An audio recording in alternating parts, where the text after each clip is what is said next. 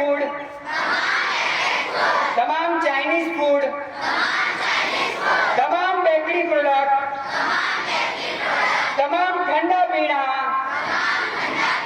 ખાવાનું બંધ કરું છું અને મોબાઈલનો જ્યારે જરૂર ના હોય ત્યારે ઇન્ટરનેટ ડેટા બંધ રાખીશ અને મોબાઈલની ફાલતુ ગેમ રમવા માટે ક્યારે પણ મોબાઈલનો ઉપયોગ નહીં કરું. તમારા માટે તાળી. બરાબર? એટલે ભૂલવાનું નથી.